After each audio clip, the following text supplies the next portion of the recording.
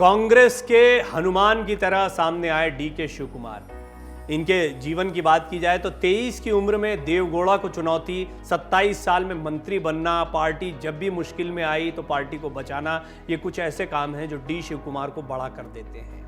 अब डी शिव कुमार के बारे में इसलिए इतनी बात हो रही है क्योंकि डी शिव कुमार अब कर्नाटक में कांग्रेस के सबसे ताकतवर और लोकप्रिय चेहरे के तौर पर आए। Man of the match Karnataka चुनाव के भी आप उनको कह सकते हैं, क्योंकि सभी को पता था सिद्धारमैया दौड़ में दिख रहे हैं मुख्यमंत्री की। हालांकि बहुत सारे विधायक जो हैं वो डी के शिव कुमार को चाहते हैं, लेकिन सिद्धारमैया क्योंकि अनुभवी भी हैं और पार्टी को एक बैलेंस भी बनाकर रखना है और देखना होगा कि क्या निर्णय होता है। लेकिन इस सब के बीच में क्योंकि डी शिव कुमार की बहुत चर्चा है, या तो मुख्यमंत्री और मुख्यमंत्री नहीं तो उप मुख्यमंत्री प्लस कोई बड़ा पोर्टफोलियो, जैसा हमने आपको फॉर्मूला बताया है, वो शिव कुमार के लिए बिल्कुल रहेगा और इसको वो डिजर्व भी करते हैं।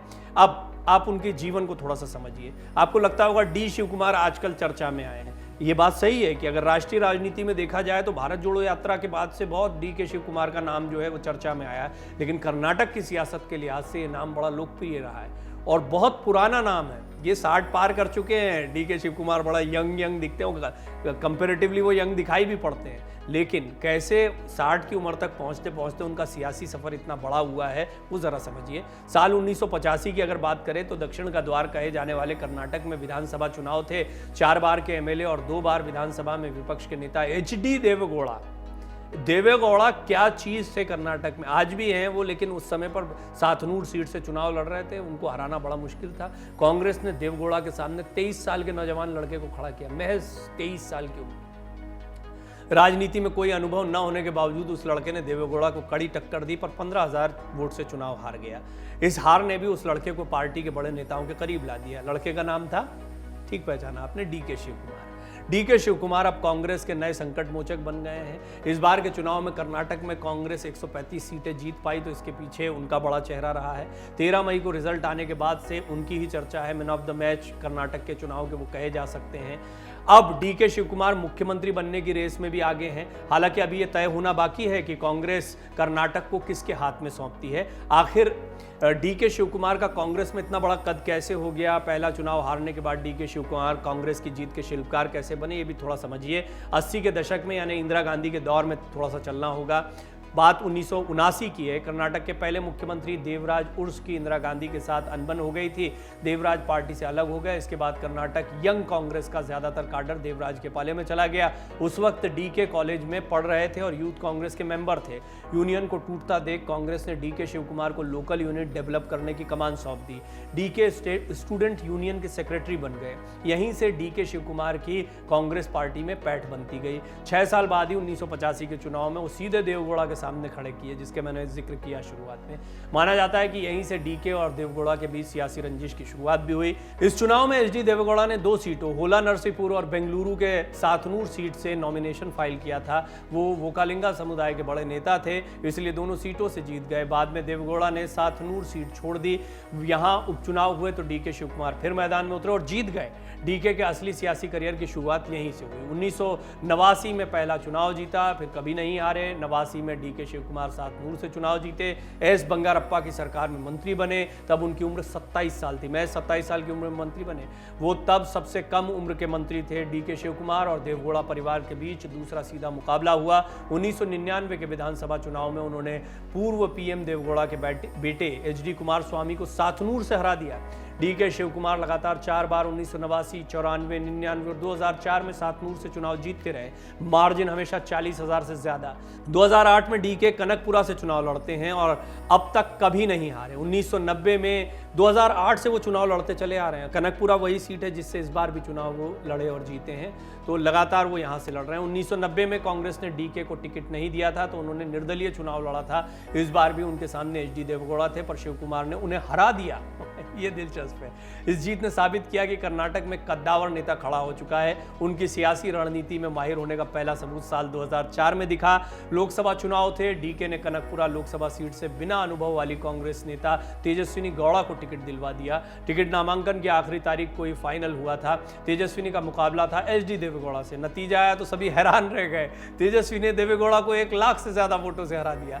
इस जीत से डीके बेंगलुरु रूरल एरिया में बड़े नेता के तौर पर उभरे। उनकी साख इतनी मजबूत हो गई कि समर्थक उनके कनकपुरा बंदे यानी कनकपुरा की चट्टान बुलाने लगे थे उन्हें। 2004 में मुख्यमंत्री एसएम कृष्णा ने शिव कुमार को शहरी विकास मंत्री बनाया। एक्सपर्ट्स कहते हैं कि यहीं से राजनीति में शिव कुमार का कद और बिजनेस तेजी से बढ़ा। क्यों? अब ये वाला एंगल क्यों आया? और ये जो अभी मुख्यमंत्री को लेकर आप थोड़ा सा खींचतान देख रहे हैं ना, फिर इतना प्रोफाइल सुनने के बाद तो लगता है कि अभी बना देना चाहिए मुख्यमंत्री। करप्शन के आरोप में जेल गए। जीत के बाद उन दिनों को याद कर रोने लगे। अभी जब नतीजे आए थे तो आपने देखा कि किस तरह से उनके आंखों में आंसू निकले। उन्होंने उन दिनों को याद किया। वो इसको एक साजिश बताते हैं। 13 मई को आए रिजल्ट में कांग्रेस को बहुमत मिला तो डीके शिव कुमार मीडिया के सामने आए और रोने लगे थे, बहुत भावुक हुए थे। तस्वीरें सामने आई सबकी। कहा, मैं भूल नहीं सकता कि श्रीमती सोनिया गांधी मुझसे जेल में मिलने आई थी। बीजेपी के लोगों ने मुझे जेल में डाल दिया था, तब मैंने पद पर रहने के बदले जेल में रहना चुना। सोनिया राहुल से वादा किया था कि कर्नाटक जीत कर दिलाऊंगा, आज वादा पूरा हुआ। डीके शिव कुमार ने जिस दौर का जिक्र किया वो 2019 का साल था। मनी लॉन्ड्रिंग और टैक्स चोरी से जुड़े एक मामले में 3 सितंबर 2019 को ईडी ने लगातार 4 दिन की पूछताछ के बाद डीके को गिरफ्तार कर लिया था। करीब 4 महीने जेल में रहे। कर्नाटक विधानसभा चुनाव से पहले जमानत पर बाहर आए। ईडी ने डीके को गिरफ्तार किया था। उस दिन का भी एक किस्सा है। कर्नाटक के लोगों ने ऐसे शख्स को रोते देखा जो कभी सीधे अमित शाह से भिड़ गया था। उस दिन गणेश चतुर्थी थी। शिव कुमार अपने पिता की समाधि पर जाना चाहते थे लेकिन ईडी ने रोक दिया। इसके बाद टीवी पर डीके आंसुओं को रोकने की कोशिश करते दिखे। उस वक्त शिव कुमार के एक नजदीकी ने कहा था, यह कोई राजनीतिक नाटक नहीं था। वोकालिंगा समुदाय के लोग गणेश चतुर्थी से बहुत गहराई से जुड़े हैं। डीके के साथ ऐसा बर्ताव किया गया, इस क्षेत्र के समुदाय पर इसका प्रभाव पड़ना तय है। आप उनकी ताकत को समझिए। पैसे के लिहाज से कर्नाटक के सबसे अमीर विधायक और पॉलिटिकल मैनेजमेंट में सबसे माहिर आदमी भी हैं डीके शिव कुमार।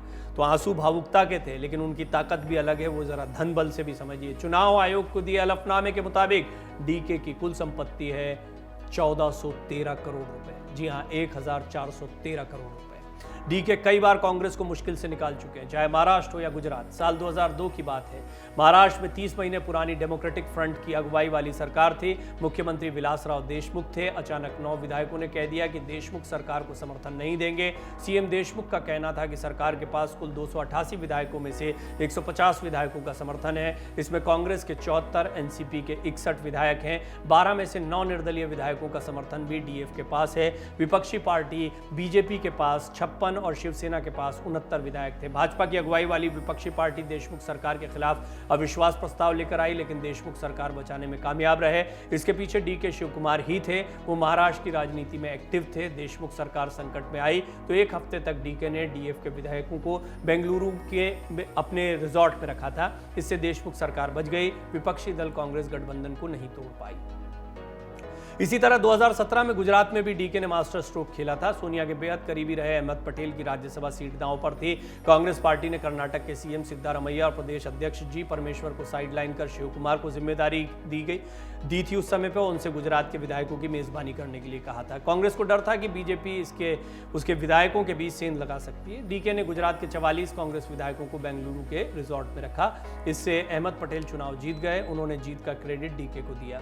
अब ईडी की राडार पर करप्शन के 19 केस भी दर्ज हैं। इनका क्या होगा, ये भी एक बड़ा सवाल है। 2018 में डीके शिव कुमार पर ईडी का एक्शन शुरू हो गया। उन पर मनी लॉन्ड्रिंग, टैक्स चोरी समेत 19 से ज्यादा मामले दर्ज हैं। कर्नाटक के पॉलिटिकल एक्सपर्ट्स दावा करते हैं कि बीजेपी ने डीके शिव कुमार को तोड़ने के लिए पूरी ताकत झोंक दी थी।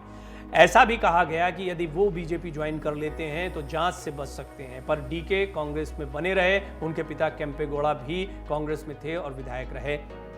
अब ऐसे बहुत सारी जानकारियां जो हैं वो उनके बारे में दी जा सकती हैं लेकिन शिव कुमार जो हैं वो कहीं ना कहीं मुख्यमंत्री की दौड़ में तो आगे आए ही हैं। उम्मीद ये भी की जा रही है कि शिव कुमार जो हैं वो लोकसभा चुनाव के लिए भी कांग्रेस की बड़ी ताकत बन सकते हैं। इसलिए कांग्रेस उन पर पूरा भरोसा करती है और शिव कुमार खुद भी कह चुके हैं जो आला कमान कहेंगे वो मैं करूँगा। मन से उजाला कर चले, मन से